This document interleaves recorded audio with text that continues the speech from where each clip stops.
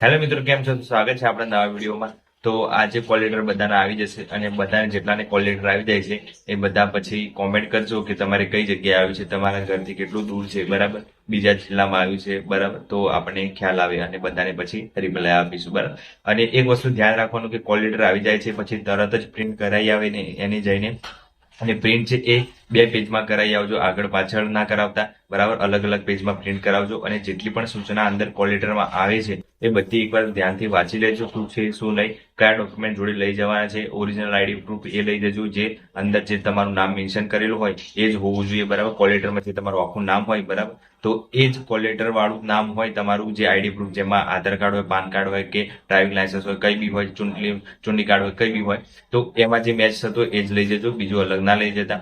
અને બીજું કે કોલ લેટર તમે કઢાવો છો તો એની સાથે સાથે તમારે એની એક પીડીએફ કોઈ તમારા મિત્રને શેર કરી દેવાની, જેના કારણે કદાચ કોલ લેટર કદાચ ડાઉનલોડ થયેલું હોય તમારી જોડે અને કદાચ ખોવાઈ જાય અને તમારી જોડે કદાચ ડિલીટ થઈ ગયું હોય તો તમારા મિત્ર જોડે હોય તો એ પણ તમે એના પાસેથી માગી શકો છો. તો કોલ લેટરની બધી સૂચના છે વાંચી લેજો એકવાર. અને કોલ લેટર છે એ બ્લેક એન્ડ વ્હાઇટ જ કઢાવજો, કલરફુલ કરાવવાની જરૂર નથી. બધા ઘણા ખરા એક્ઝામમાં કલરફુલ કરાવીને આવે છે તો કલર કરાવવાની જરૂર નથી, બ્લેક એન્ડ વ્હાઇટ જ ચાલે છે. સિમ્પલ જે હોય છે એ વધારે ખર્ચો કરવાની જરૂર નથી. અને તમારું કદાચ એક્ઝામ જે 15 તારીખે છે તો કદાચ દૂર છે તમારું, કદાચ સૌરાષ્ટ્રથી કદાચ કોઈને સુરત નંબર આવ્યો છે તો તમારે એ શું કરવાનું છે, આગલા દિવસે જ પહોંચી જવાનું છે. 14 તારીખે તમારે ત્યાં તમે હાજર થઈ જવા જોઈએ. 13 તારીખે નીકળી જવાનું, કોઈને આખો દિવસ લાગતો હોય છે, દિવસ અને રાત, તો 13 તારીખે નીકળી જશો તો 14 તારીખે તમે ત્યાં પહોંચી જશો. અને 14 તારીખે તમારે એ સ્કૂલ પણ જોઈ આવવાની છે જ્યાં તમારો નંબર છે એ.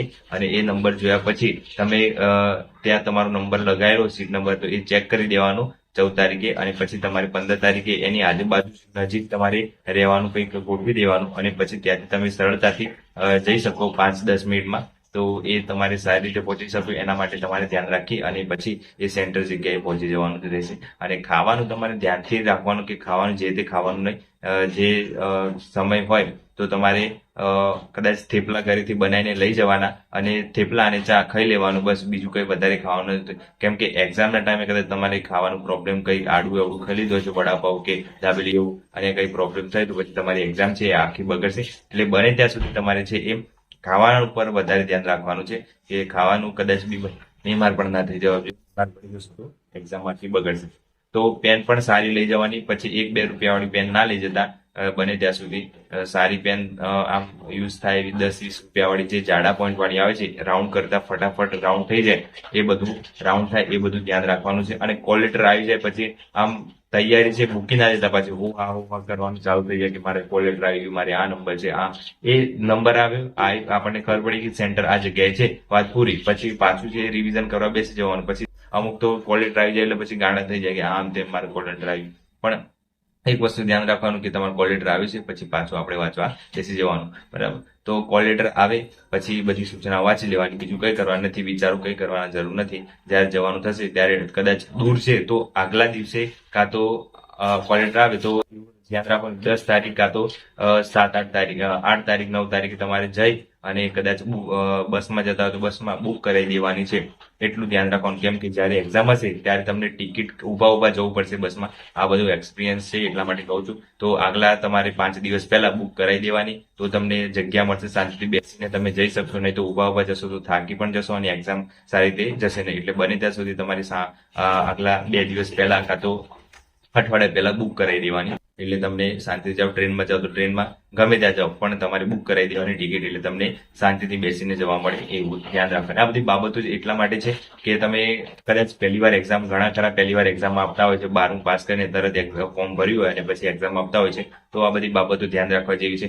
અને બીજું કે જ્યારે તમારો રોલ નંબર અંદર આન્સર શીટમાં લખવાનો આવે ત્યારે આન્સર શીટના નીચે જ્યારે તમારું 5 હોય તો 5ના નીચે રાઉન્ડ કરવાનું, પછી 6 હોય તો 6ના અંદર રાઉન્ડ કરવાનું. એ રીતના તમારો રોલ નંબર છે પરફેક્ટ ત્યાં ભરવાનું રહેશે. કઈ બી ભૂલ કર્યા વગર પછી બાઇટનર લગાવવાની પેલી ના છે. એટલા માટે ધ્યાનથી રાઉન્ડ કરજો બધી રીતના. અને 200 ક્વેશ્ચનો છે તો 200 અટેમ્પ્ટ કરીને આવજો. અને એમાં 200માં ઈ કરવાનું પણ ધ્યાન રાખજો. અડધા એમ સમજે છે કે ઈ ના કરીએ તો પણ તમને કંઈ નહીં થાય, પણ ઈ નહીં કરો ગો ડાઉન નહીં કરો એ તો પણ તમારા માઇનસ થશે, એટલે એ પણ ધ્યાન રાખજો. અને રોલ નંબર છે ધ્યાનથી ભરજો. અને બીજી કઈ બી બાબત હોય તો તમે મને કોમેન્ટ કરી શકો છો, તો એને હું તમને જરૂરથી રિપ્લાય આપીશ, બરાબર. અને ફોટો તમારો એક આઈડી પ્રૂફ માટે એક ફોટો લઈ જજો, કદાચ જરૂર પડે તો.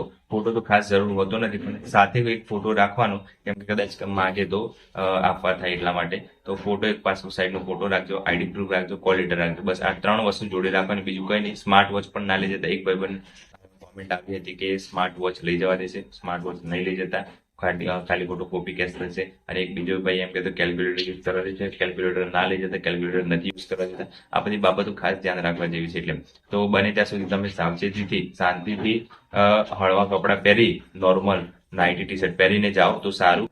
બાકી જીન્સ પેન્ટ પહેરીને એવું જશો તો થોડું પ્રોબ્લેમ થશે, કેમ કે હજુ ગરમીનો માહોલ છે એટલા માટે. એટલે શાંતિથી તમે એક્ઝામ આપી શકો એ બધું. અને તમારી સેન્ટર કઈ જગ્યા છે ખાસ કોમેન્ટ કરજો, તો આપણને આઈડિયા આવે કે બધાને અહીંયા ખાસ મોસ્ટ ઓફલી નંબર આવે છે એટલે, બરાબર. તો ચેનલ પર નવા તો સબસ્ક્રાઈબ કરી દેજો, અને વિડીયો ગમે તો લાઈક કરી દેજો, શેર કરી દેજો. જય હિન્દ, જય ભારત.